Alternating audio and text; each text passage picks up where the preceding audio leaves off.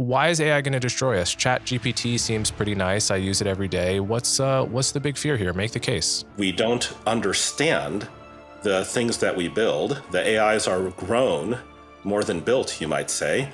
They end up as giant inscrutable matrices of floating point numbers that nobody can decode. At this rate, we end up with something that is smarter than us, smarter than humanity, that we don't understand, whose preferences we could not shape. And by default, if that happens, if you have something around that is like much smarter than you and does not care about you one way or the other, you probably end up dead at the end of that. Extinction is a pretty, extreme outcome that I don't think is particularly likely, but the possibility that these machines will cause mayhem because we don't know how to enforce that they do what we want them to do, I think that's a real thing to worry about.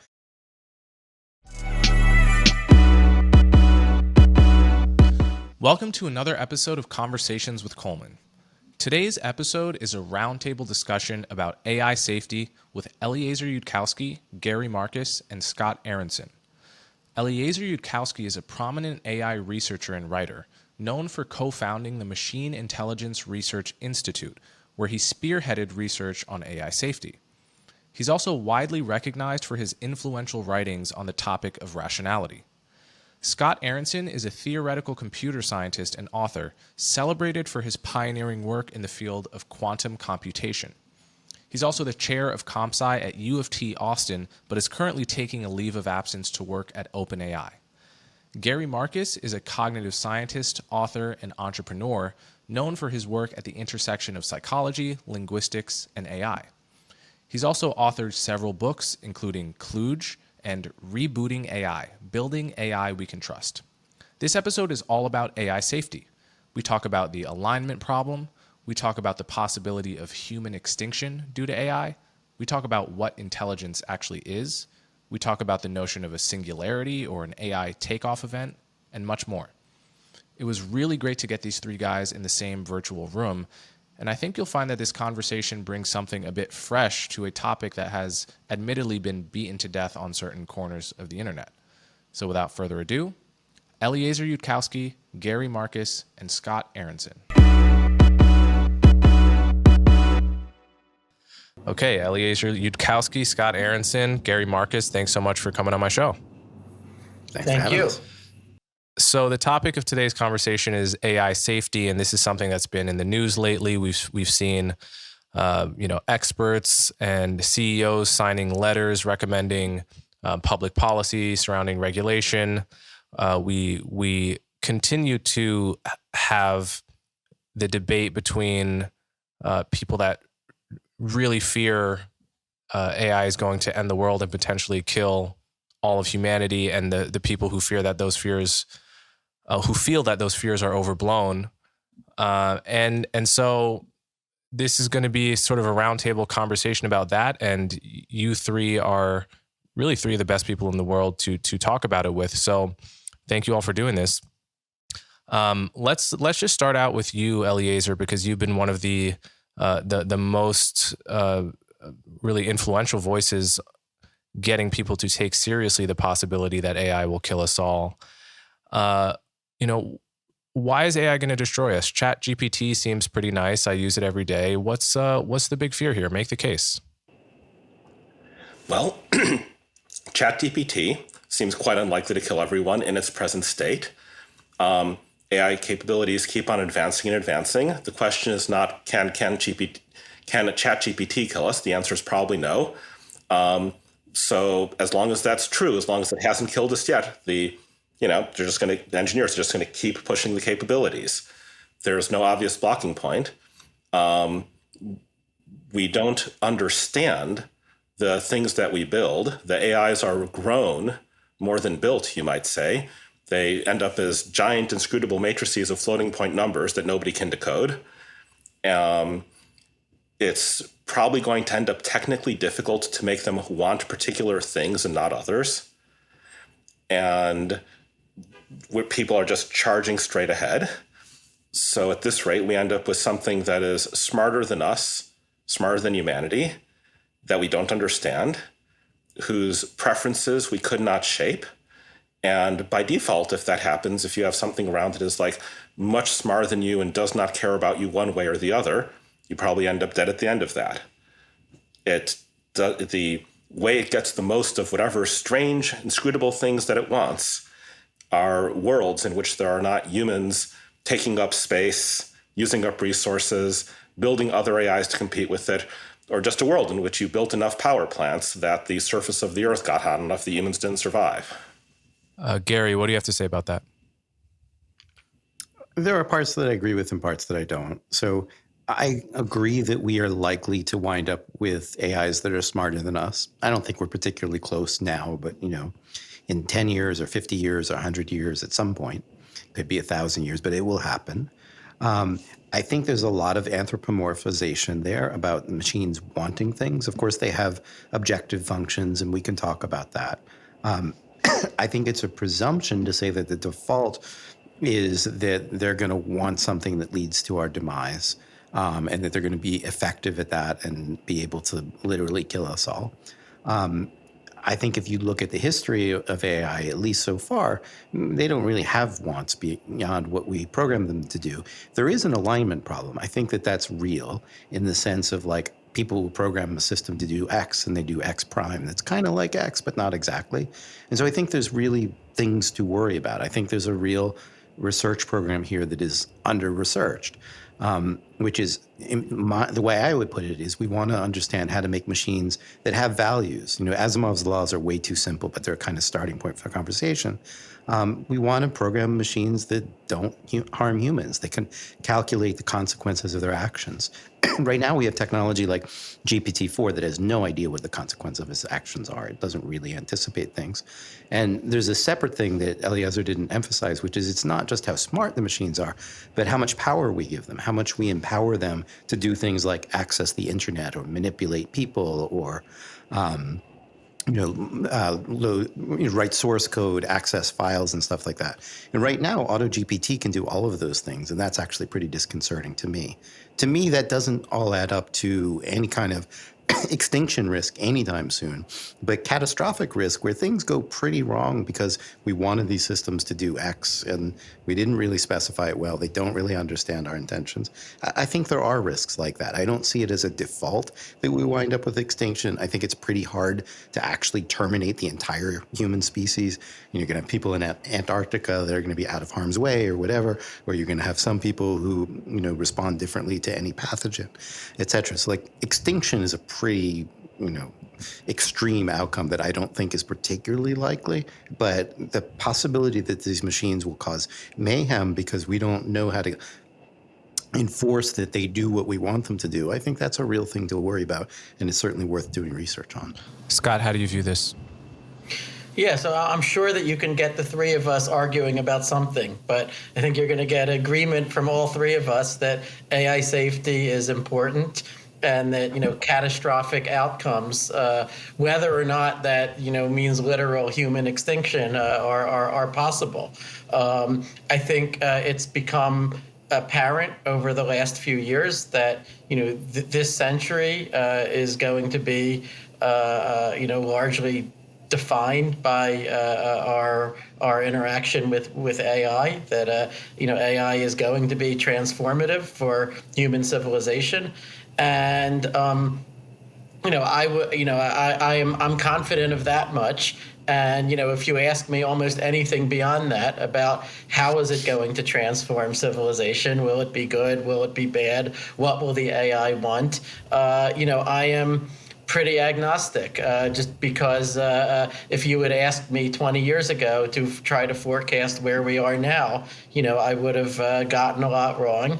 My only defense is I think that all of us here and almost everyone in the world would have gotten a lot wrong about where we are now.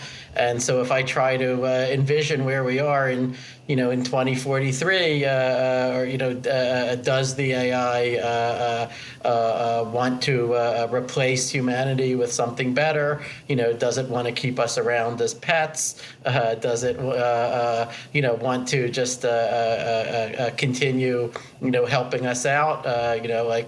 Just a super, a souped up version of ChatGPT. I think all of those scenarios merit consideration. But I think that what has happened in the last few years that's really exciting is that AI safety has become an empirical subject. Right, there are these very powerful AIs that are now being deployed, and we can actually learn something. We can, work on, mitigating the nearer term harms. Not because the existential risk doesn't exist or is absurd or is science fiction or anything like that, but just because the nearer term harms are the ones that we can see right in front of us, and where we can actually get feedback from the external world about how we're doing. We can learn something, and hopefully some of the knowledge that we gain will be useful in addressing the longer term risks that I think Eliezer is very rightly worried about. So seems to me there's alignment and then there's alignment, right? So there's alignment in the sense that we haven't even fully aligned smartphone technology with our interests, right? Like there's some ways in which smartphones and social media have led to probably deleterious mental health outcomes, especially for teenage girls, for example. So there are those kinds of mundane senses of alignment where it's like, is this technology doing more good than harm in the normal everyday public policy sense? And then there's the capital A alignment of, are we creating a creature that is going to view us like ants and have no problem extinguishing us and whether intentional or not. So it seems to me all of you agree that the first sense of alignment is at the very least something to worry about now and something to deal with. But I'm curious to what extent you think the really capital A sense of alignment is a real problem, because it can sound very much like science fiction to people. So maybe let's start with Eliezer. I mean, from my perspective, I would say that if we had a solid guarantee that AI was going to do no more harm than social media, we ought to plow ahead and get all the gains. It's not enough harm to back, like this amount of harm that social media has done to humanity, while very significant in my view. I think it's done like a lot of damage to our sanity, but that's just like not a large enough harm to justify either foregoing the gains that you could get from AI if that was going to be the worst downside, or to justify the kind of drastic measures you'd need to stop plowing ahead on AI. I think that the capital A alignment is beyond this generation. I've started the field. I've watched over it for 2 decades. I feel like in some ways the modern generation plowing in with their eyes on the short-term stuff is like losing track of the larger problems, because they can't solve the larger problems and they can't solve the little problems. But we're just like plowing straight into the big problems, and we're going to go plow right into the big problems with a bunch of little solutions that aren't going to scale. I think it's lethal. I think it's at the scale where you just back off and don't do this. By back off and don't do this, what do you mean?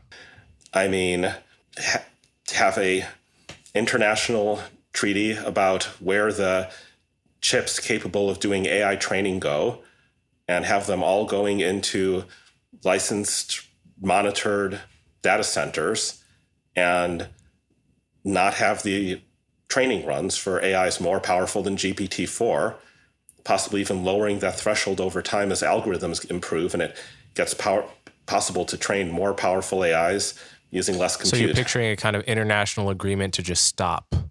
International moratorium. And if North Korea steals a GPU shipment, then you've got to be ready to destroy the data center that they build by conventional means. And if you don't have that willingness in advance, then countries may refuse to sign up for the agreement, being like, well, aren't we just like ceding the advantage to someone else then? It actually has to be a worldwide shutdown, because the scale of harm from a superintelligence, it's not that if you have 10 times as many superintelligences, you've got 10 times as much harm. It's not that a superintelligence only wrecks the country that built the superintelligence. Any superintelligence everywhere is anyone's last problem. So Gary and Scott, if either of you want to jump in there, I mean, is AI safety a matter of forestalling the end of the world and all of these smaller issues and paths towards safety that, Scott, you mentioned are just, throwing, I don't know what the analogy is, but pointless essentially? I mean, what do you guys make of this? I mean, the journey of 1,000 miles begins with a step, right? I mean, most of my, the way I think about this comes from, 25 years of, doing computer science research, including quantum computing and, computational complexity, things like that, where we have these gigantic, aspirational problems that we don't know how to solve, and yet, year after year, we do make progress. We pick off little sub-problems, and if we can't solve those, then we find sub-problems of those, and we keep repeating until we find something that we can solve. And this is I think for centuries the way that science has made progress. Now it is possible that this time we just don't have enough time for that to work, right? And I think that is what Eliezer is fearful of, right? That we just don't have enough time for the ordinary scientific process to work before AI becomes too powerful. In which case you start talking about things like a global moratorium enforced with the threat of war. I am not ready to go there. Like, I could imagine circumstances where maybe I say, gosh, this looks like such an imminent threat that that we have to, but I tend to be very, very worried in general about causing a catastrophe in the course of trying to prevent a catastrophe. And I think when you're talking about threatening airstrikes against data centers or things like that, then that's an obvious worry. So I'm somewhat in between here. I'm with Scott that we are not at the point where we should be bombing data centers. I don't think we're close to that. I'm much less, I don't know what the right word is to use here. I don't think we're anywhere near as close to AGI as I think Eliezer sometimes sounds like. Like, I don't think GPT-5 is anything like AGI, and I'm not particularly concerned about who gets it first and so forth. On the other hand, I think that we're in a sort of dress rehearsal mode. Nobody expected GPT-4, really ChatGPT, to percolate as fast as it did. And it's a reminder that there's a social side to all of this. How software gets distributed matters.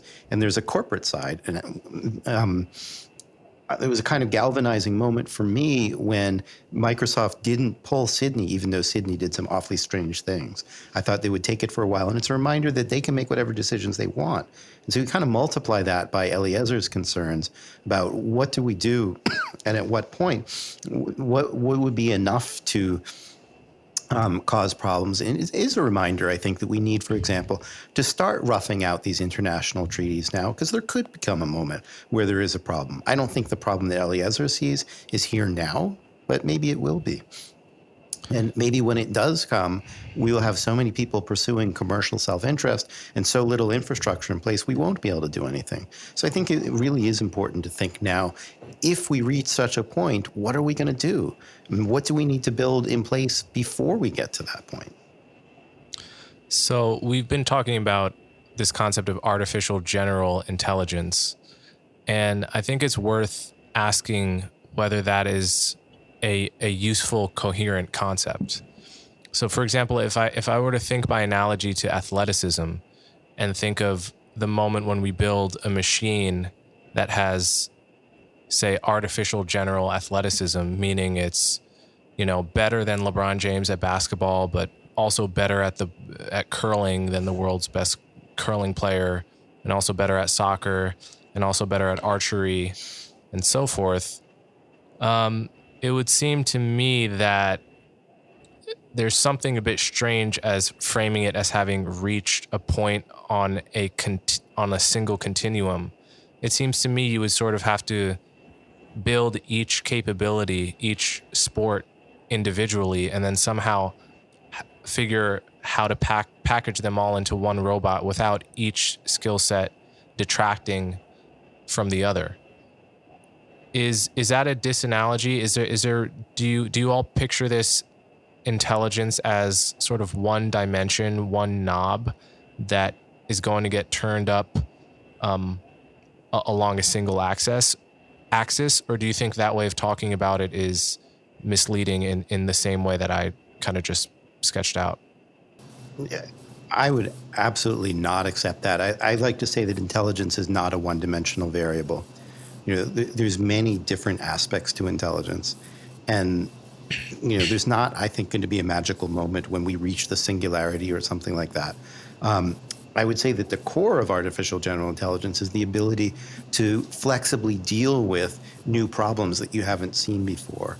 And current systems can do that a little bit, but not very well. My typical example of this now is GPT-4 is exposed to the game of chess, sees lots of games of chess, it sees the rules of chess, but it never actually figures out the rules of chess and makes illegal moves and so forth. So it's in no way a general intelligence that can just pick up new things. And of course, we have things like AlphaGo that can play a certain set of games, or AlphaZero really, but we don't have anything that has the generality of human intelligence. But human intelligence is just one example of general intelligence.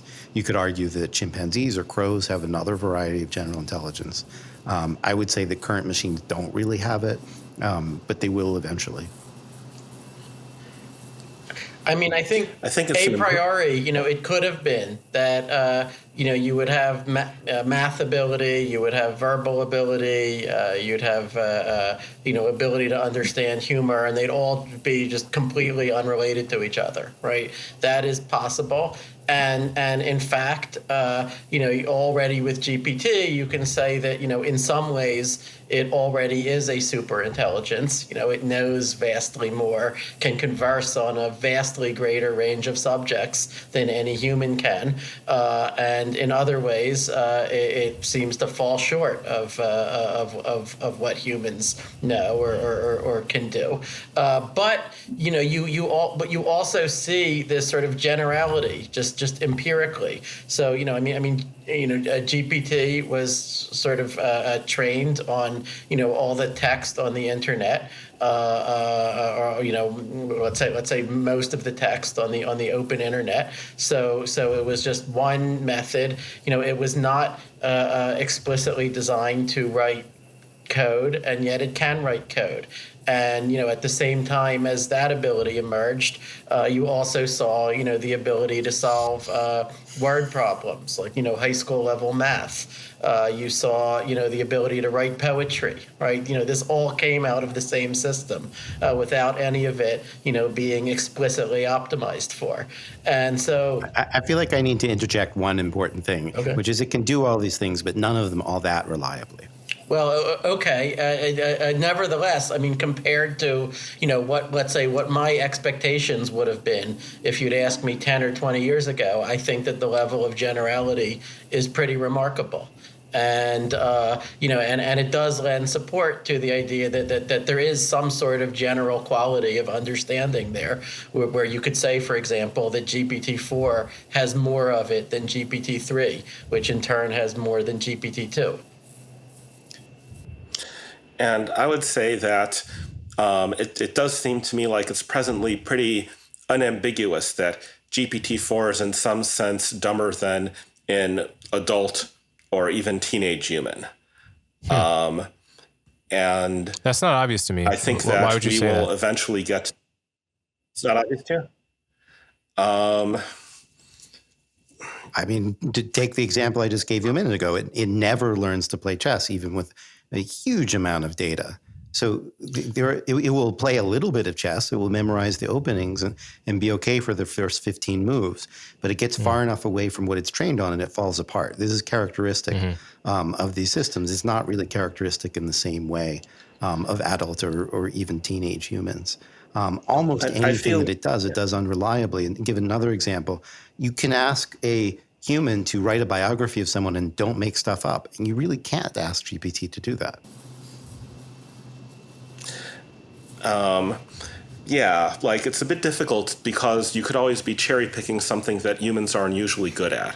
But to me, it does seem like there's this broad range of problems that don't seem especially to play to humans' strong points or machine weak points, where GPT-4 will, like do no better than a 7-year-old on those problems. Yeah, So but it's hold not on. up to the Can I adult or interject even here? teenage human level I'm just, yet. I do feel like these examples are cherry picked because if I just take a different, very typical example, I'm writing an op-ed for the New York Times, say, about any given subject in the world, and my choice is to have a smart 14-year-old next to me with anything that's in his mind already, or GPT. Like, there's no comparison, right? So which of these sort of examples is the litmus test for who's more intelligent, right? If you did it on a topic where it couldn't rely on memorized text, you might actually change your mind on that. So the thing about writing a Times op-ed is most of the things that you propose to it, there's actually something that it can pastiche together from its data set. That doesn't mean that it really understands what's going on. It doesn't mean that that's a general capability. Also, as the human, you're doing all the hard parts, right? Like, obviously, a human is going to prefer, if a human has a math problem, they're going to rather use a calculator than another human.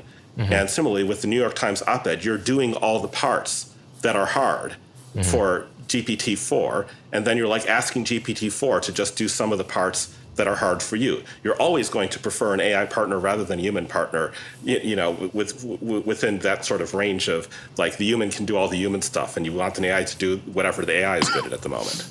Right. An analogy that's maybe a little bit helpful here is driverless cars. It turns out that on highways and ordinary traffic, they're probably better than people. And in unusual circumstances, they're really worse than people. So, Tesla not too long ago ran into a jet, and a human wouldn't do that.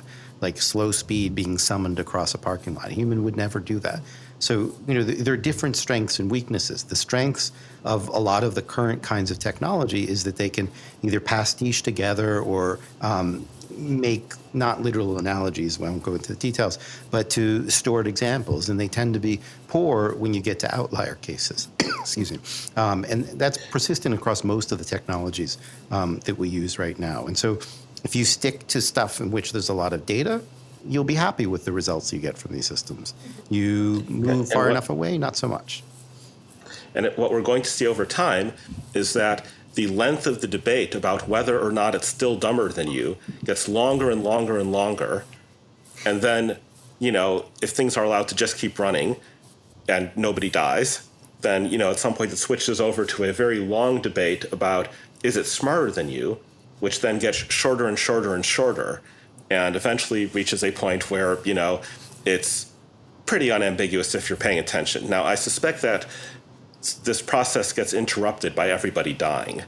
In particular, there's the question of the point at which it becomes better than humanity at building the next edition of the AI system, and how fast do things snowball once you get to that point.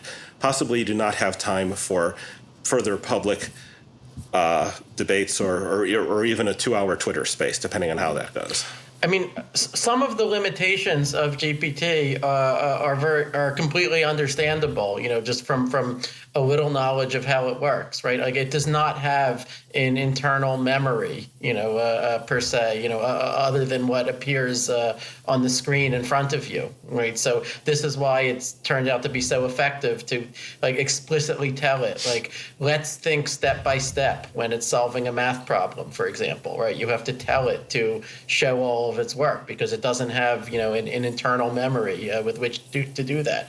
Likewise, when people complain about it, hallucinating references that don't exist. Well, the truth is, when someone asks me for a citation, if I'm not allowed to use Google, right, I might have a vague recollection of, some of the authors, and, I'll probably do a very similar thing to what GPT does. I'll hallucinate, right? So, well, no, there's a great phrase I learned the other day, which is frequently wrong, never in doubt. That's true. That's true. I'm not going to make up a reference with full detail, page numbers, titles, so forth. I might say, look, I don't remember, it was 2012 or something like that. Yeah. Whereas GPT-4, what it's going to say is 2017, Aaronson and Yudkowsky, New York Times, pages 13 to 17. Yeah. No, it does need to get much, much better at knowing what it doesn't know. And yet, already I've seen, a noticeable improvement there, going from GPT-3 to GPT-4, right? For example, if you ask GPT-3, prove that there are only finitely many prime numbers, it will give you a proof, even though the statement is false, and it will have an error, which is similar to the errors on, 1,000 exams that I've graded, right? Just, trying to get something past you, hoping that you won't notice. Hey, if you ask GPT-4, prove that there are only finitely many prime numbers, it says, no, that's a trick question. Actually, there are infinitely many primes, and here's why. Yeah, part of the problem with doing the science here is that I think you would know better since you work part-time or whatever at OpenAI. But my sense is that a lot of the examples that get posted on Twitter, particularly by the likes of me and other critics, or other skeptics, I should say, is the system gets trained on those. So, almost everything that people write about it, I think, is in the training set. So it's hard to do the science when the system's constantly being trained, especially in the RLHF side of things. And we don't actually know what's in GPT-4, so we don't even know if they're regular expressions and simple rules to match things. So we can't do the kind of science we used to be able to do. This conversation, this subtree of the conversation, I think, has no natural endpoint. So if I can sort of zoom out a bit, I think there's a pretty solid sense in which humans are more generally intelligent than chimpanzees. As you get closer and closer to the human level, I would say that the direction here is still clear. That the comparison is still clear. We are still smarter than GPT-4. This is not going to take control of the world from us. But the conversations get longer. It gets the definitions start to break down around the edges. But I think it also, as you keep going, it comes back together again. There's a point, and possibly this point is very close in the point of time to where everybody dies. So maybe we don't ever see it in a podcast. But there's a point where it's unambiguously smarter than you, and including the spark of creativity, being able to deduce things quickly rather than with tons and tons of extra evidence, strategy, cunning, modeling people, figuring out how to manipulate people. So let's stipulate, Eliezer, that we're going to get to machines that can do all of that. And then the question is, what are they going to do? Is it a certainty that they will make our annihilation part of their business? Is it a possibility? Is it an unlikely possibility? I think your view is that it's a certainty. I've never really understood that part. It's a certainty on the present tech, is the way I would put it. If that happened, so in particular, if that happened tomorrow, then modulo Cromwell's rule, never say certain. My probability is yes, modulo the chance that my model is somehow just completely mistaken. If we got 50 years to work it out and unlimited retries, I'd be a lot more. That I think that'd be pretty okay. I think we'd make it. The problem is that it's a lot harder to do science when your first wrong try destroys the human species, and then you don't get to try again. I mean, I think there's something, again, that I agree with and something I'm a little bit skeptical about. So I agree that the amount of time we have matters. And I would also agree that there's no existing technology that solves the alignment problem, that gives a moral basis to these machines. I mean, GPT-4 is fundamentally amoral. I don't think it's immoral. It's not out to get us, but it really is amoral. It can, it can answer trolley problems because they're trolley problems in the data set, but that doesn't mean that it really has a moral understanding of the world. And so if we get to a very smart machine that, by all the criteria that we've talked about, and it's amoral, then that's a problem for us. And there's a question of whether if we can get to smart machines, whether we can build them in a way that will have some moral basis. And I think we need to make progress. Well, the first try part I'm not willing to let pass. So I understand, I think, your argument there, and maybe you should spell it out. I think that we probably get more than one shot and that it's not as dramatic and instantaneous as you think. I do think one wants to think about sandboxing, one wants to think about distribution. But I mean, let's say we had one evil super genius now who is smarter than everybody else. Like, so what? One super... Much smarter. Say again? Not just a little smarter. Oh, even a lot smarter. Like most super geniuses, aren't actually that effective. They're not that focused. They were focused on other things. You're kind of assuming that the first super genius AI is going to make it its business to annihilate us. And that's the part where I still am a bit stuck in the argument. Yeah. Some of this has to do with the notion that if you do a bunch of training, you start to get goal direction, even if you don't explicitly train on that. That goal direction is a natural way to achieve higher capabilities. The reason why humans want things is that wanting things is an effective way of getting things.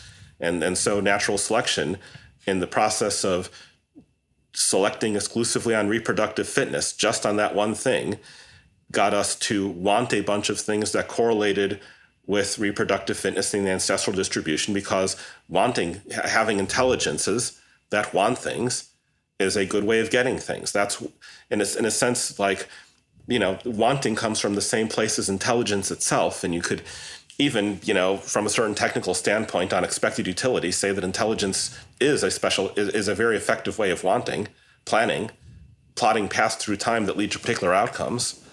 So part of it is that I do not think you get like the brooding superintelligence that wants nothing, because I don't think that wanting and intelligence can be internally pried apart that easily. I think that the way you get superintelligence is that there are things that have gotten good at organizing their own thoughts and have good taste in which thoughts to think. And that is where the high capabilities come from. Can I put a point to you, Eliezer? And then that does mean that they have internal preferences. Let me just put the following point to you, which I think, in my mind, is similar to what Gary was saying. There's often in philosophy this notion of the continuum fallacy, which, and the canonical example is like, you can't locate a single hair that you would pluck from my head where I would suddenly go from not bald to bald. Or like the even more intuitive example is like a color wheel. Like there's no single, on a grayscale, there's no single pixel you can point to and say, well, that's where gray begins and white ends. And yet we have this conceptual distinction that feels hard and fast between gray and white and gray and black and so forth. When we're talking about, artificial general intelligence or superintelligence, you seem to operate on a model where either it's a superintelligence capable of destroying all of us, or it's not. Whereas intelligence may just be a continuum fallacy style spectrum where we're first going to see the shades of something that's just a bit more intelligent than us, and maybe it can kill 5 people at most, and then it can, and when that happens, we're going to want to intervene. And we're going to figure out how to intervene at that level, and so on and so forth. Yeah. So if it's stupid enough to do it, then yes. Let me, by the identical logic, there should be nobody who steals money on a really large scale, right? Because you could just give them $5 and see if they steal that. And if they don't steal that, you're good to trust them with $1 billion.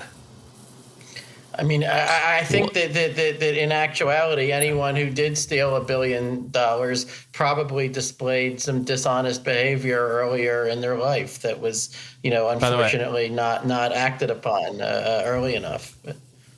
I'm actually not even the analogy. Hold on. The analogy I would picture is like, we have the first case of fraud that's $10,000, and then we build systems to prevent it, but then they fail with a somewhat smarter opponent, but our systems get better and better and better, and so we actually prevent the $1 billion fraud because of the systems put in place that in response to the $10,000 frauds. I mean, I think Coleman's putting his finger on an important point here, which is how much do we get to iterate? And Eliezer is saying the minute we have a super intelligent system, we won't be able to iterate because it's all over immediately. Well, there isn't a minute like that. The way that the continuum goes to the threshold is that you eventually get something that's smart enough that it knows not to play its hand early. And then if that thing, if you are still cranking up the power on that and preserving its utility function, it knows it just has to wait to be smarter, to be able to win. It doesn't play its hand prematurely. It doesn't tip you off. It's not in its interest to do that. It's in its interest to cooperate until it thinks it can win against humanity, and only then make its move. If it doesn't expect the future smarter AIs to be smarter than itself, then we might perhaps see these early AIs telling humanity, don't build the later AIs. And I would be sort of surprised and amused if we ended up in that particular sort of like science fiction scenario as I see it. But we're already in like something that, me from 10 years ago would have called a science fiction scenario, which is the things that'll talk to you without being very smart. I always come up, Eliezer, against this idea that you're assuming that the very bright machines, the super intelligent machines, will be malicious and duplicitous and so forth. And I just don't see that as a logical entailment of being very smart. I mean, they don't specifically want as an end in itself for you to be destroyed. They're just doing whatever obtains the most of the stuff that they actually want, which doesn't specifically have a term that's maximized by humanity surviving and doing well. But why can't you just hard code, don't do anything that will annihilate the human species? Don't do anything. We don't know how. There is no technology to hard code such a thing. So there, I agree with you, yeah. But I think it's important if I can just run for 1 second. I agree that right now we don't have the technology to hard code don't do harm to humans. But for me, it's all boils down to a question of, are we going to get to the smart machines before we make progress on that hard coding problem or not? And that, to me, that means that problem of hard coding ethical values is actually one of the most important projects that we should be working on. Yeah, and I tried to work on it 20 years in advance. And capabilities are just like running vastly ahead of alignment. When I started working on this 20 years, like 2 decades ago, we were in a sense ahead of where we are now. AlphaGo is much more controllable than GPT-4. So there I agree with you. We've fallen in love with a technology that is fairly poorly controlled. AlphaGo is very easily controlled, very well specified. We know what it does. We can more or less interpret why it's doing it. And everybody's in love with these large language models, and they're much less controlled. And you're right, we haven't made a lot of progress on alignment. So if we just go on a straight line, everybody dies. I think this is an important fact. I would almost even accept that for argument, but ask then, just for the sake of argument, but then ask, do we have to be on a straight line? I mean, I would agree to the weaker claim that, we should certainly be extremely worried about the intentions of a superintelligence in the same way that, say, chimpanzees should be worried about the intentions of, the first humans that arise, right? And in fact, chimpanzees, continue to exist in our world only at humans' pleasure. But I think that there are a lot of other considerations here. For example, if we imagined, that GPT-10 is, the first unaligned superintelligence that has these sorts of goals, well, then, it would be appearing in a world where presumably GPT-9, already has very wide diffusion, and where people can use that to try to, and GPT-9 was not destroying the world, by assumption. Why does GPT-9 work with humans instead of with GPT-10? Well, I don't know. I mean, maybe it does work with GPT-10, but I just don't view that as a certainty. I think your certainty about this is the one place where I really get off the train. Same with me. I'm not asking you to share my certainty. I am asking the viewers to believe that you might end up with like more extreme probabilities after you stare at things for an additional couple of decades. That doesn't mean you have to accept my probabilities immediately, but I'm at least asking you to like not treat that as some kind of weird anomaly.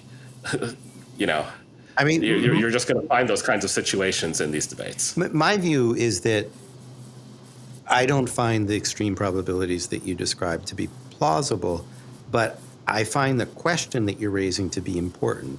I think, maybe straight line is too extreme, but this idea that if you just follow current trends, we're getting less and less controllable machines and not getting more alignment. We have machines that are more unpredictable, harder to interpret, and no better at sticking to even a basic principle like be honest and don't make stuff up. In fact, that's a problem that other technologies don't really have. Routing systems, GPS systems don't make stuff up. Google search doesn't make stuff up. It will point to things that other people have made stuff up, but it doesn't itself do it. So in that sense, like the trend line is not great. I agree with that. And I agree that we should be really worried about that and we should put effort into it, even if I don't agree, with the probabilities that you attach to it. I mean, let me interject with a question here. I think that you.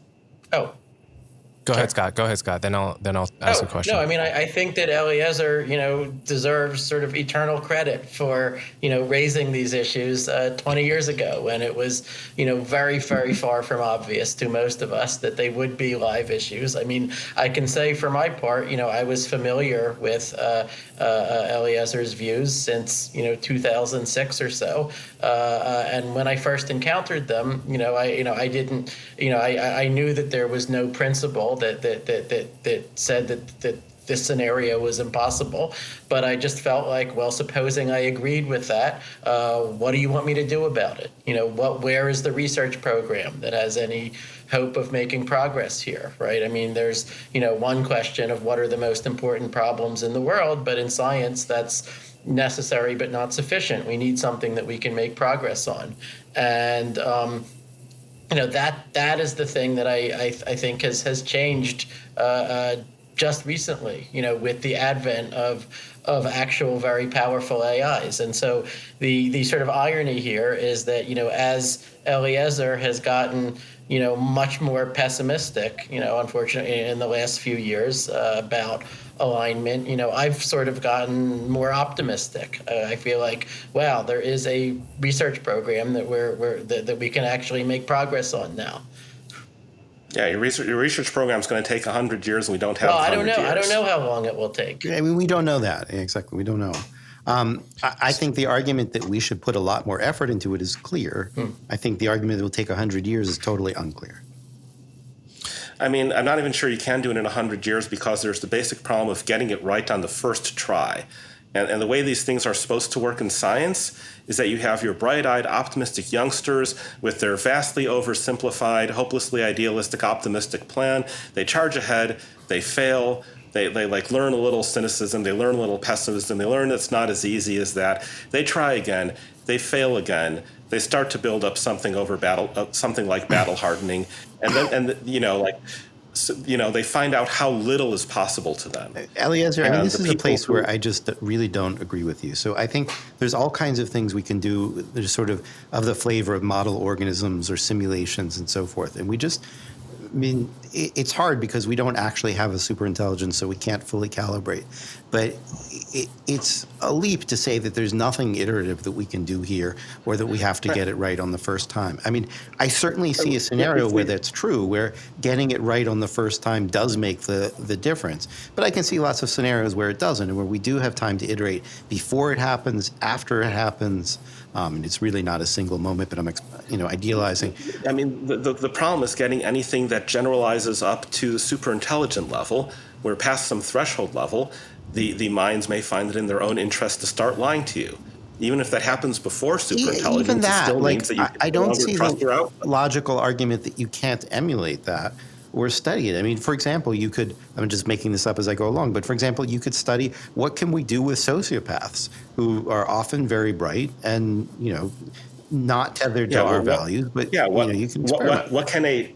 What strategy can a 70 IQ honest person come up with and invent themselves by which they will outwit and defeat a 130 IQ sociopath. All right. Well, there you're not being fair either, in the sense that, we actually have lots of 150 IQ people who could be working on this problem collectively, and there's value in collective action. There's literature. What I see is. What I see that gives me pause is that the people don't seem to appreciate what about the problem is hard, even at the level where, like, 20 years ago I could have told you it was hard, until somebody like me comes along and nags them about it, and then they talk about the ways in which they could adapt and be clever. But the people charging straight forwards are just sort of like doing it in this supremely naive way. So and this causes let me share a pessimistic historical example that I think about a lot, which is in the early 1900s, almost every scientist on the planet who thought about biology made a mistake. They all thought that genes were proteins. And then eventually Oswald Avery did the right experiments. They realized that genes were not proteins. There was this weird acid. And it didn't take long after people got out of this stuck mindset before they figured out how that weird acid worked and how to manipulate it and how to read the code that it was in and so forth. So I absolutely sympathize with the fact that I feel like the field is stuck right now. I think the approaches people are taking to alignment are unlikely to work. I'm completely with you there. But I'm also, I guess, more long-term optimistic that science is self-correcting and that we have a chance here. Not a certainty, but I think if we change research priorities from how do I make some money off this large language model that's unreliable to how do I save the species, we might actually make progress.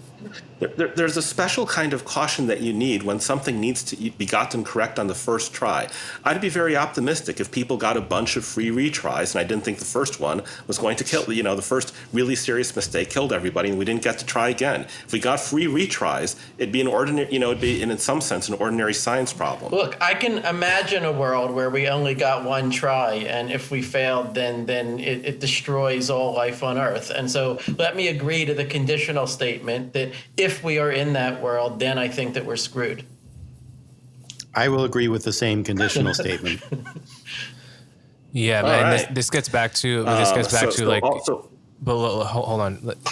If you picture by analogy the process of a human baby, which is extremely stupid, becoming a human adult, and then just extending that so that in a single lifetime this person goes from a baby to the smartest being that's ever lived, but in the normal way that humans develop, which is and it doesn't happen on any one given day, and each sub skill develops a little bit at its own rate, and so forth. It would not be at all obvious to me that our concerns that we have to get it right vis-a-vis that individual the first time. I agree. Pardon me. I do think we have to get them right the first time, but I think there's a decent chance of getting it right. It is very important to get it right the first time. If, you have this one person getting smarter and smarter, and not everyone else is getting smarter and smarter. Eliezer, one thing that you've talked about a lot recently is, if we're all going to die, then at least let us die with dignity. Right. So, for a certain technical definition some of people dignity, might care yes. about that more than others. But I would say that, one thing that death with dignity would mean is, at least, if we do get multiple retries and, we get AIs that, let's say, try to take over the world, but are really inept at it and that fail and so forth, at least let us succeed in that world. And that's at least something that we can imagine working on and making progress on. You may it is not presently ruled out that you have some relatively smart in some ways, dumb in some other ways, or at least not smarter than human in other ways AI that makes an early shot at taking over the world, maybe because it expects future AIs to not share its goals and not cooperate with it, and it fails. And the appropriate lesson to learn there is to, shut the whole thing down. But, if we, I would say, I'd be like, yeah, sure. Wouldn't it be good to live in that world? And the way you live in that world is that when you get that warning sign, you shut it all down. Here's a kind of thought experiment. GPT-4 is probably not capable of annihilating us all. I think we agree with that. Very unlikely. But GPT-4 is certainly capable of expressing the desire to annihilate us all, or being, people have rigged different versions that are, more aggressive and so forth. We could say, look, until we can shut down those versions, GPT-4s that are programmed to be malicious by human intent, maybe we shouldn't build GPT-5, or at least not GPT-6 or some other system, et cetera. We could say, what we have right now actually is part of that iteration. We have, primitive intelligence right now. It's nowhere near as smart as the superintelligence is going to be. But even this one, we're not that good at constraining. Maybe we shouldn't pass go until we get this one right. I mean, the problem with that, from my perspective, is that I do think that you can pass this test and still wipe out humanity. Like, I think that there comes a point where your AI is smart enough that it knows which answer you're looking for, and the point at which it tells you what you want to hear is not the point at which it is internally my motivated. test is not sufficient, but it might be a logical pause point, right? It might be that if we can't even pass the test now of controlling a deliberate sort of fine-tuned to be malicious version of GPT-4, then we don't know what we're talking about, and we're playing around with fire. So, passing that test wouldn't be a guarantee that would be in good stead with an even smarter machine. But we really should be worried, I think, that we're not in a very good position with respect even to the current ones. Gary, I, of course, watched the recent congressional hearing where you and Sam Altman were testifying, about what should be done. Should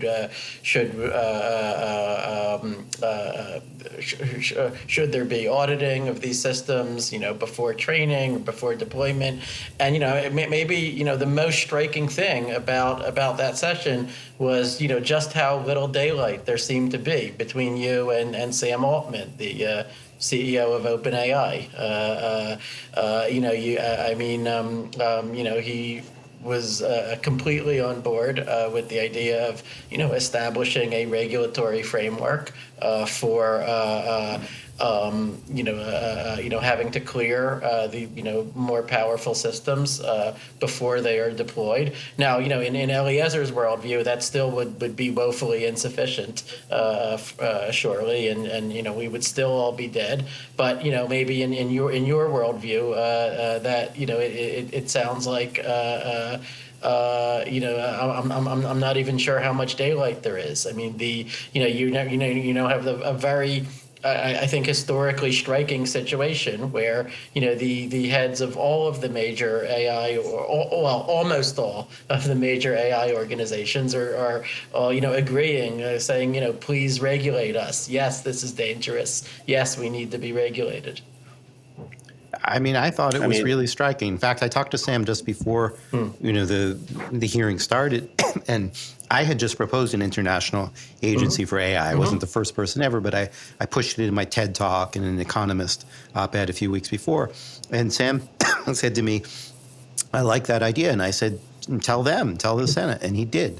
And that kind of astonished me that he did. I mean, we've had some friction between the two of us in the past, and he actually even attributed to me. He said, I support what Professor Marcus said about doing international governance. And there's been a lot of convergence around the world on that. Is that enough to stop Eliezer's worries? No, I don't think so. But it's an important baby step. I think that we do need to have some global body that can coordinate around these things. I don't think we really have to coordinate around superintelligence yet. But if we can't do any coordination now, then when the time comes, we're not prepared.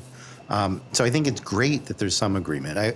I worry that, OpenAI had this lobbying document that just came out that seemed not entirely consistent with what Sam said in the room. And there's always concerns about regulatory capture and so forth. But I think it's great that a lot of the heads of these companies, maybe with the exception of Facebook or Meta, are recognizing that there are genuine concerns here. I mean, the other moment that a lot of people will remember from the testimony was when Sam was asked what he was most concerned about. Was it jobs? And he said no. And I asked Senator Blumenthal to push Sam. And Sam was, he could have been more candid, but he was fairly candid. And he said he was worried about serious harm to the species. I think that was an important moment when he said that to the Senate. And I think it galvanized a lot of people that he said it. So can we dwell on a moment? I mean, we've been talking about the depending on your view, highly likely or tail risk scenario of humanity's extinction or significant destruction. It would appear to me, by the same token, if those are plausible scenarios we're talking about, then the opposite maybe we're talking about as well. What does it look like to have a super intelligent AI that really, as a feature of its intelligence, deeply understands human beings, the human species, and also has a deep desire for us to be as happy as possible? What does that world look like? Oh, as happy as possible? No, not. Yeah, I mean, that looks maybe like, not as happy as physically possible. Wire up everyone's pleasure centers to make them as happy as possible. But more like a parent wants their child to be happy, right? That may not involve any particular scenario, but is generally quite concerned about the well-being of the human race and is also super intelligent. Honestly, I'd rather have machines work on medical problems than happiness problems. I think there's maybe more risk of misspecification of the happiness problems. Whereas if we get them to work on Alzheimer's and just say, like, figure out what's going on, why are these plaques there, what can you do about it, maybe there's less harm that might come from. You don't need superintelligence for that. That sounds like an AlphaFold 3 problem or an AlphaFold 4 problem. Well, this is somewhat really different than the question I'm asking. It's not really even us asking a superintelligence to do anything, because we've already been entertaining scenarios where the superintelligence has its own desires independent of us. Is it? Do you think at all about a scenario? Yeah, I'm not real thrilled with that. I don't think we want to leave what their objective functions are, what their desires are, to them working them out, with no consultation from us, with no human in the loop. Right. Especially given our current understanding of the technology. Like, our current understanding of how to keep a system on track doing what we want to do is pretty limited. And so, taking humans out of the loop there sounds like a really bad idea to me, at least in the foreseeable future. I would want to see much better alignment technology before I would want to give free rein. So if we had the textbook from the future, like we have the textbook from 100 years in the future, which contains all the simple ideas that actually work in real life, as opposed to, the complicated ideas and the simple ideas that don't work in real life, the equivalent of ReLUs instead of sigmoids for the activation functions. The textbook from 100 years in the future, you can probably build a super intelligence that'll want anything you can, anything that's coherent to want, anything you can, figure out how to say, describe, coherently point it at your own mind and tell you to figure out what it is you meant for it to want. And, you could get the glorious transhumanist future. You could get the happily ever after. Anything's possible that doesn't violate the laws of physics. The trouble is doing it in real life and, on the first try, but. So could the whole thing that we're aiming for here is to colonize all the galaxies we can reach before somebody else gets them first, and turn them into galaxies full of complex sapient life living happily ever after. That's the goal. That's still the goal, even if we even when I call for a permanent moratorium on AI. I'm not trying to prevent us from colonizing the galaxies, like humanity forbid. More like let's do some human intelligence augmentation with AlphaFold 4, and before we try building GPT-8. One of the few scenarios that I think we can clearly rule out here is an AI that is existentially dangerous but also boring. Right. I think anything that has the capacity to kill us all, right, would have if nothing else, pretty amazing capabilities, and those capabilities, could also be turned to, solving a lot of humanity's problems, right? If we were to solve the alignment problem, I mean, humanity had a lot of existential, risks, before AI came on the scene, right? There was the risk of nuclear annihilation. There was the risk of runaway climate change, and I would love to see an AI that could help us with such things. I would also love to see an AI that could sort of help us just solve some of the mysteries of the universe. I mean, how can one possibly not be curious to know what such a being could teach us? For the past year, I've tried to use GPT-4 to produce original scientific insights, and I've not been able to get it to do that. I don't know whether I should feel, disappointed or relieved by that. But I think, the better part of me should, is the part that should just want to see, the great mysteries of existence, of, why is the universe quantum mechanical, or, how do you prove the Riemann hypothesis? It should just want to see these mysteries solved, and if it's to be by AI, then fine, let it be by AI. Let me give you a kind of lesson in epistemic humility. We don't really know whether GPT-4 is net positive or net negative. There are lots of arguments you can make. I've been in a bunch of debates where I've, had to take the side of arguing that it's a net negative, but we don't really know. If we don't know that for GPT-4, was the invention of agriculture net positive or net negative? I mean, you could go back way further. I'd say it was net positive, but the point is, if I can just finish the quick thought experiment or whatever, I don't think anybody can reasonably answer that, right? We don't yet know all of the ways in which GPT-4 will be used for good. We don't know all of the ways in which bad actors will use it. We don't know all the consequences. That's going to be true for each iteration. It's probably going to get harder to compute for each iteration, and we can't even do it now. And I think that we should realize that, to realize our own limits in being able to assess the negatives and positives. Maybe that we can think about better ways to do that than we currently have. But I think you've got to have a guess. Like my guess is that so far, not looking into the future at all, GPT-4 has been net positive. I mean, maybe. We haven't talked about the various risks yet, and it's still early. But I mean, that's just a guess is kind of the point. We don't have a way of putting it on a spreadsheet right now or whatever. We don't really have a good way to quantify it. But I mean, do we ever? But it's not out of control yet. So by and large, people are going to be using GPT-4 to do things that they want. And the relative cases where they manage to injure themselves are rare enough to be news on Twitter. Well, for example, we haven't talked about it, but what some bad actors will want to do is to influence the U.S. elections and to try to undermine democracy in the U.S. And if they succeed in that, I think there's pretty serious long-term consequences there. Well, I think it's OpenAI's responsibility to step up and run the 2024 election itself. I can pass that along. Is that a joke? But no, I mean, as far as I can see, the clearest concrete harm to have come from GPT so far is that, tens of millions of students have now used it to cheat on their assignments. And I have been thinking about that, and I have been trying to come up with solutions to that. At the same time, I think if the positive utility has included, I'm a theoretical computer scientist, which means, one who hasn't written any serious code for about 20 years. And I, realized just a month or two ago, I can get back into coding. And the way I can do it is I just ask GPT to write the code for me. And, I wasn't expecting it to work that well. And unbelievably, it, often just does exactly what I want on the first try.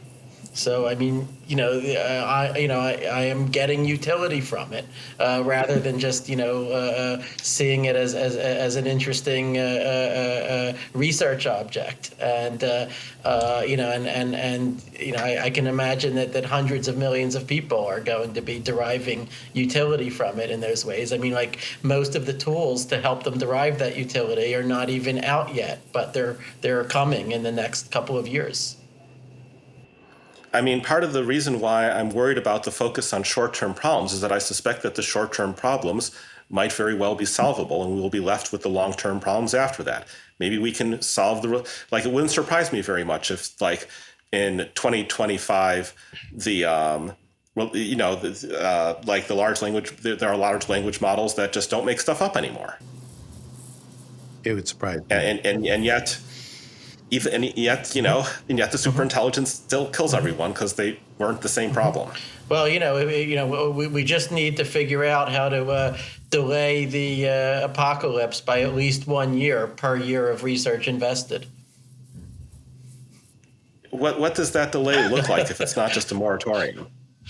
Well, I don't know. That's why it's research. Okay, so but possibly one ought to say to the politicians and the public, and by the way, if we had a superintelligence tomorrow, our research wouldn't be finished and everybody would drop dead. It's kind of ironic. The biggest argument against the pause letter was that if we slow down for 6 months, then China will get ahead of us and get GPT-5 before we will. But there's probably always a counter argument of maybe roughly equal strength, which is if we move 6 months faster on this technology, which is not really solving the alignment problem, then we're reducing our room to get this solved in time by 6 months. I mean, I don't think you're going to solve the alignment problem in time. I think that 6 months of delay on alignment, while a bad thing in an absolute sense, is, you weren't going to solve it with given an extra 6 months. I mean, your whole argument rests on timing, right? That we will get to this point and we won't be able to move fast enough at that point. And so, a lot depends on what preparation we can do. I'm often known as a pessimist, but I'm a little bit more optimistic than you are. Not entirely optimistic, but a little bit more optimistic than you are that we could make progress on the alignment problem if we prioritized it and we can absolutely make progress. We can absolutely make progress. There's always that wonderful sense of accomplishment is piece by piece you decode, one more little fact about LLMs. You never get to the point where you understand it as well as we understood the interior of a chess playing program in 1997. Yeah, I think we should stop spending all this time on LLMs. I don't think the answer to alignment is going to come from through LLMs. I really don't. I think they're too much of a black box. You can't put explicit symbolic constraints in the way that you need to. I think they're actually, with respect to alignment, a blind alley. I think with respect to writing code, they're a great tool, but with alignment, I don't think the answer is there. So at the risk of asking a stupid question, every time GPT asks me if that answer was helpful, and then does the same thing with thousands or hundreds of thousands of other people and changes as a result, is that not a decentralized way of making it more aligned? Yeah, well, I mean, even before maybe okay, not all at once. How about Scott? I haven't heard from Scott in a second, so go ahead. Oh yeah. So go ahead, Scott. So there is that upvoting and downvoting, that gets fed back into sort of fine tuning it. But even before that, there was a major step in going from, let's say, the base GPT-3 model, for example, to the Chat GPT, that was released to the public, and that was called RLHF. Reinforcement learning with human feedback. And what that basically involved was, several hundred contractors, looking at just tens of thousands of examples of outputs and rating them. Are they helpful? Are they offensive? Are they are they giving dangerous medical advice or bomb making instructions? Or racist invective, or various other categories that we don't want. And that was then used to fine tune the model. So when Gary talked before about how GPT is amoral, I think that has to be qualified by saying that this reinforcement learning is at least giving it a semblance of morality, right? It is causing it to sort of behave in various contexts as if it had a certain morality. I mean, when you phrase it that way, I'm okay with it. The problem is that everything rests on the I would if say and it is very much an open question. How much that to what extent does that generalize? Eliezer treats it as obvious that once you have a powerful enough AI, this is just a fig leaf. It doesn't make any difference. It will just learn. It's pretty fig leafy. I'm with Eliezer there. Okay. It's fig leaves. Well, I would say that the sort of how well or under what circumstances does a machine learning model sort of generalize in the way we want outside of its training distribution, is one of the great open problems in machine learning. It is one of the great open problems, and we should be working on it more than on some others. I'm working on it now. I do want to be. I want to be clear about the experimental predictions of my theory. Unfortunately, I have never claimed that you cannot get a semblance of morality. You can get the question of what causes the human to press thumbs up, thumbs down is a strictly factual question. Anything smart enough that's exposed to some, bounded amount of data that needs to figure it out can figure that out. Whether it cares, whether it gets internalized, is the critical question there. And I do think that there's a very strong default prediction, which is obviously not. I mean, I'll just give a different way of thinking about that, which is jailbreaking. It's actually still quite easy to, it's not trivial, but it's not hard to jailbreak GPT-4. And what those cases show is that they haven't really, the systems haven't really internalized the constraints. They recognize some representations of the constraints. So they filter, how to build a bomb. But if you can find some other way to get it to build a bomb, then that's telling you that it doesn't deeply understand that you shouldn't give people the recipe for a bomb. It just says, you shouldn't, when directly asked for it, do it. And it's not even that. I mean, a lot of the jailbreaking. You can always You can always get the understanding. You can always get the factual question. The reason it doesn't generalize is that it's stupid. At some point, it will know that you also don't want that the operators don't want it giving bomb-making directions in the other language. The question is whether, if it's incentivized to give the answer that the operators want, in that circumstance, is it thereby incentivized to do everything else the operators want, even when the operators can't see it? I mean, a lot of the jailbreaking examples, if it were a human, we would say that it's deeply morally ambiguous.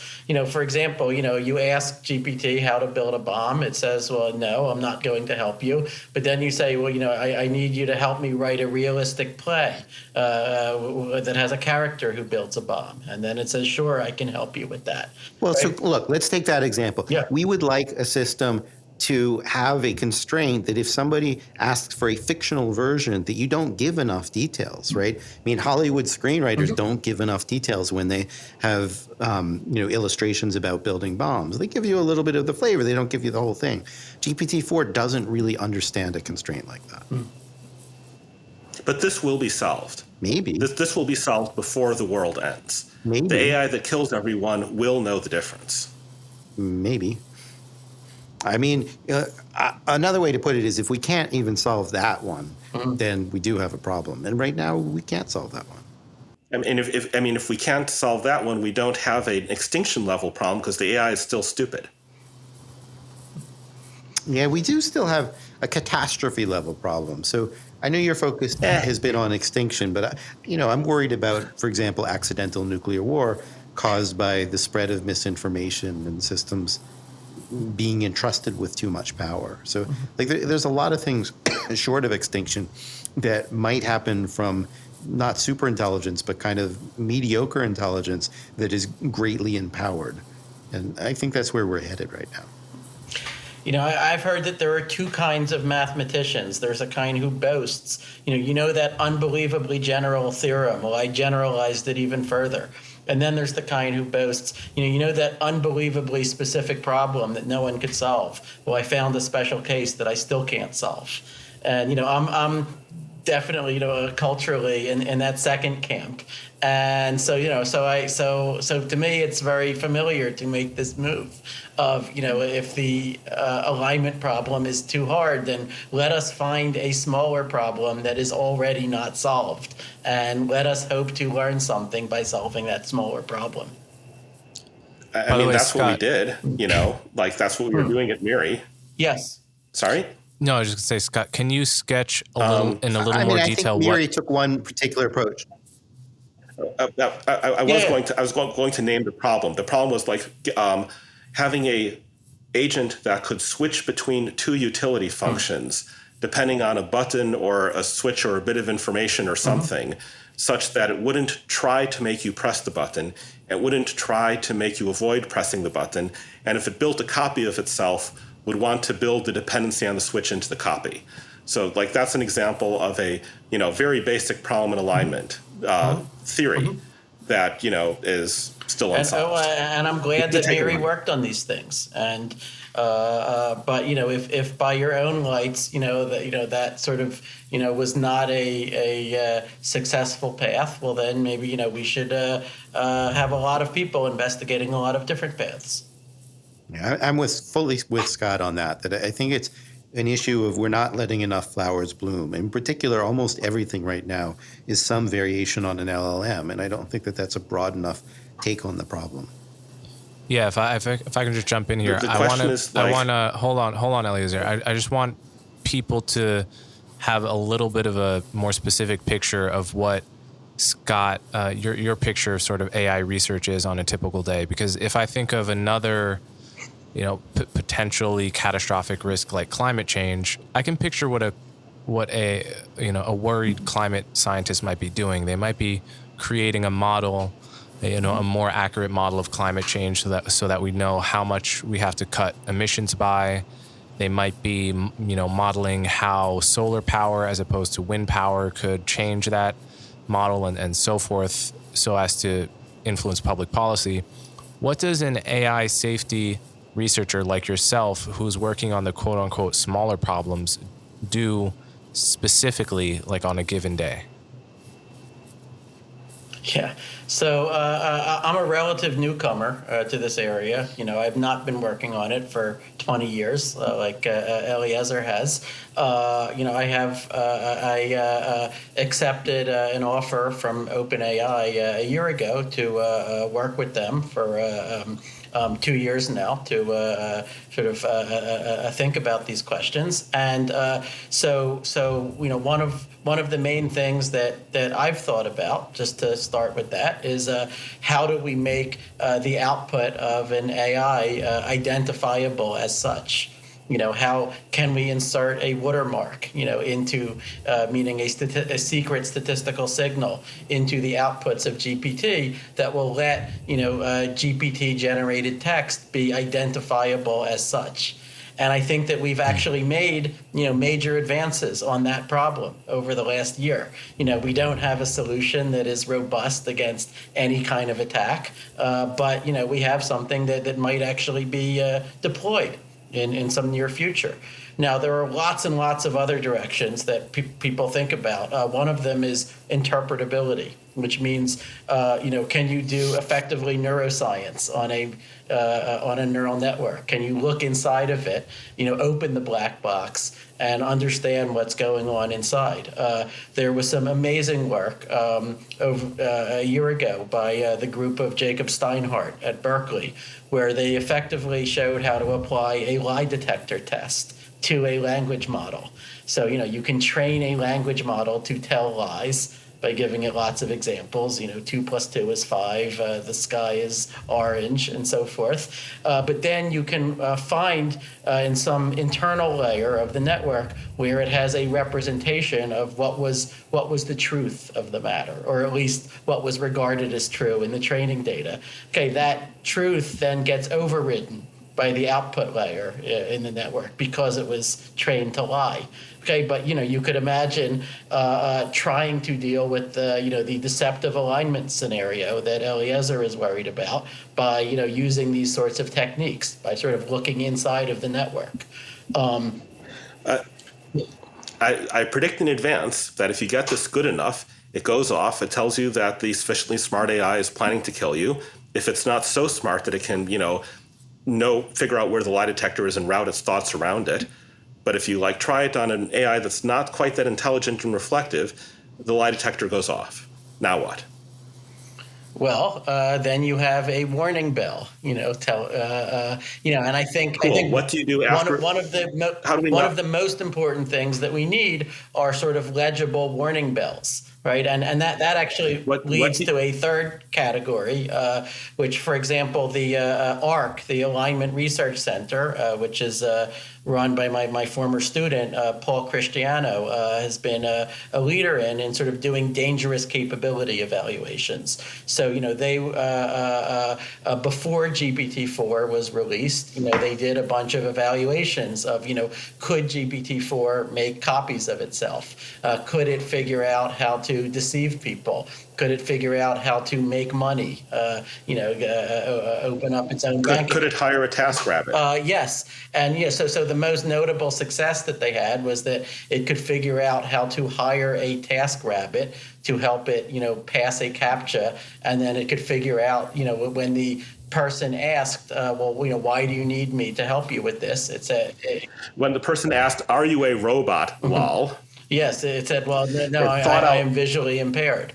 Now, it was not able to sort of make copies of itself or to sort of hack into systems. There is a lot of work right now with this thing called Auto GPT, right? People are trying to, you could think it's almost like gain of function research, right? You might be a little bit worried about it, but people are trying to sort of, unleash GPT, give it access to the internet, tell it to sort of, make copies of itself, wreak havoc, acquire power, and see what happens. So far, it seems pretty ineffective at those things. But I expect that to change, right? And but the point is that I think it's very important to have in advance of training the models, releasing the models, to have this suite of evaluations and to sort of have decided in advance what kind of abilities, if we see them, will set off a warning bell where now everyone can legibly agree,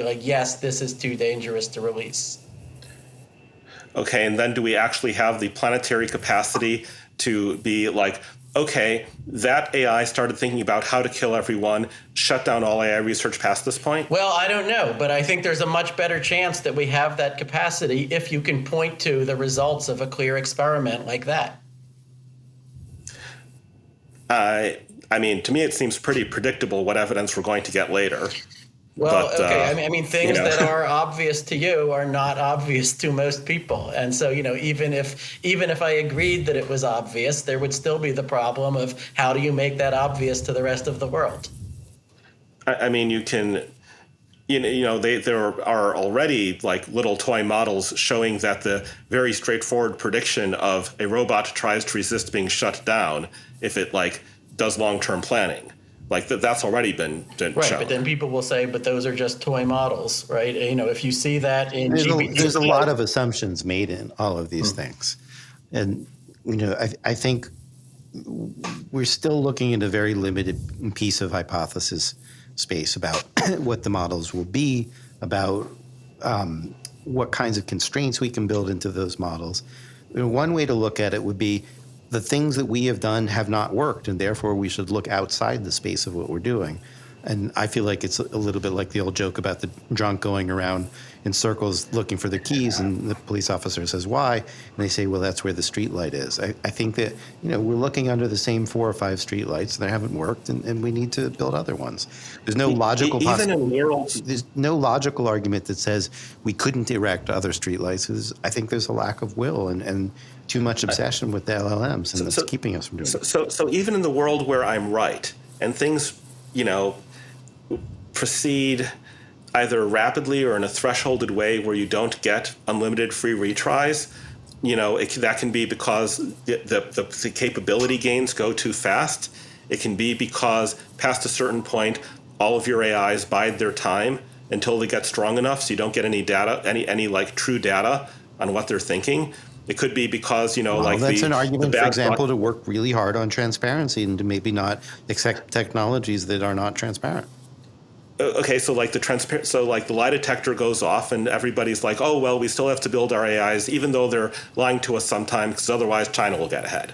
I mean, so you talk about something we've talked about way too little, which is the political and social side of this. So, part of what has really motivated me in the last several months is worry about exactly that. So, there's what's logically possible and what's politically possible. And I am really concerned that the politics of let's not lose out to China is going to keep us from doing the right thing in terms of building the right moral systems, looking at the right range of problems, and so forth. So, it is entirely possible that we will screw ourselves. If I can just finish my point there before handing it to you, indeed. But the point I was trying to say there is that even in worlds that look very, very bad from that perspective, where humanity is quite doomed, it will still be true that you can make progress in research. You can't make enough progress in research fast enough in those worlds, but you can still make progress on transparency. You can make progress on watermarking.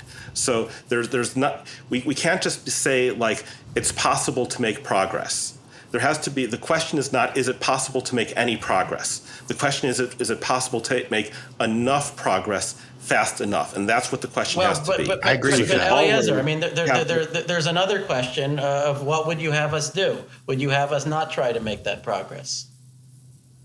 I'd have you try to make that progress on GPT-4 level systems and then not go past GPT-4 level systems because we don't actually understand the gain function for how fast capabilities increase as you go past GPT-4. Okay.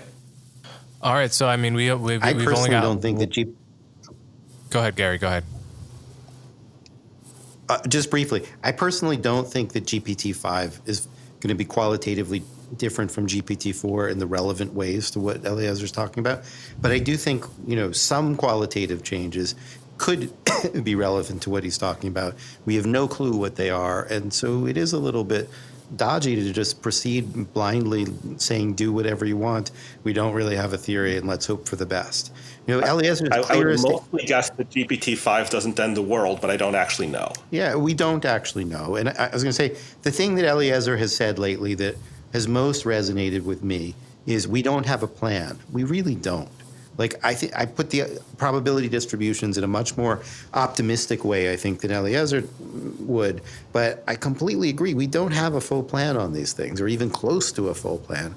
And we should be worried, and we should be working on this. Okay, Scott, I'm going to give you the last word before we come up on our stop time here. Gosh, unless you said all there is to be said. That's a weighty responsibility. Maybe enough has been said. Cheer us up, Scott. Come on. Yeah. So I think that we've argued about a bunch of things, but someone listening might notice that actually all three of us, despite having very different perspectives, agree about the great importance of working on AI alignment. I think that was maybe obvious to some people, including Eliezer, for a long time. It was not obvious to most of the world. I think that the success of large language models, which most of us did not predict, maybe even could not have predicted from any principles that we knew. But now that we've seen it, the least we can do is to update. empirical fact, and realize that we now are in some sense in a different world. We are in a world that to a great extent will be defined by the capabilities and limitations of AI going forward. And I don't regard it as obvious that that's a world where we are all doomed, where we all die. But I also don't dismiss that possibility. I think that there is an enormous, unbelievably enormous error bars on where we could be going. And like the one thing that a scientist is sort of always feels confident in saying about the future is that more research is needed. Right. But I think that that's especially the case here. I mean, we need more knowledge about what are the contours of the alignment problem, and of course Eliezer and Miri, his organization were trying to develop that knowledge for 20 years, and they showed a lot of foresight in trying to do that. But they were up against an enormous headwind that they were sort of trying to do it in the absence of either clear empirical data about powerful AIs or a mathematical theory, right? And it's really, really hard to do science when you have neither of those two things.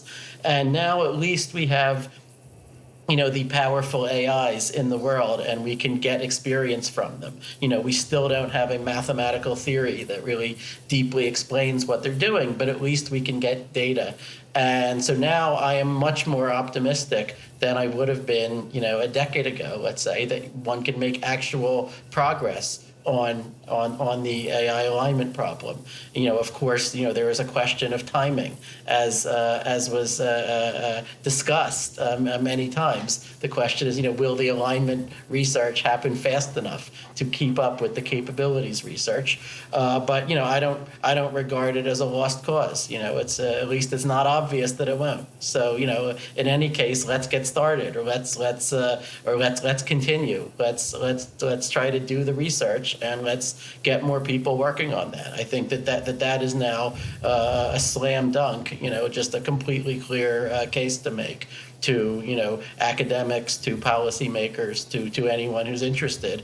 And I've been gratified that Eliezer was sort of a voice in the wilderness for a long time, talking about the importance of AI safety. That is no longer the case. You now have almost all of my friends in just the academic computer science world, when I see them, they mostly want to talk about AI alignment. Okay, I rarely agree with Scott when we trade email. I rarely agree with Scott when we trade emails. We seem to always disagree. But I completely concur with the summary that he just gave, all 4 or 5 minutes of it. Well, thank you. I think there is a selection effect, Gary, right? We focus on things. I think the 2 decades gave me a sense of a roadmap, and it gave me a sense that we're falling enormously behind in the roadmap and need to back off, is what I would say to all that. If there is a smart, talented 18-year-old kid listening to this podcast who wants to get into this issue, what is your 10-second concrete advice to that person? Mine is study neurosymbolic AI and see if there's a way there to represent values explicitly that might help us. Learn all you can about computer science and math and related subjects, and think outside the box, and wow everyone with a new idea. Get security mindset, figure out what's going to go wrong, figure out the flaws in your arguments for what's going to go wrong. Try to get ahead of the curve. Don't wait for reality to hit you over the head with things. This is very difficult. The people in evolutionary biology happen to have a bunch of knowledge about how to do it based on the history of their own field, but and the security mindset people in computer security, but it's quite hard. I'll drink to all of that. Thanks to all 3 of you for this. This was a great conversation, and I hope people got something out of it. So with that said, we're wrapped up. Thanks so much. That's it for this episode of Conversations with Coleman, guys. As always, thanks for watching, and feel free to tell me what you think by reviewing the podcast, commenting on social media, or sending me an email. To check out my other social media platforms, click the cards you see on screen, and don't forget to like, share, and subscribe. See you next time.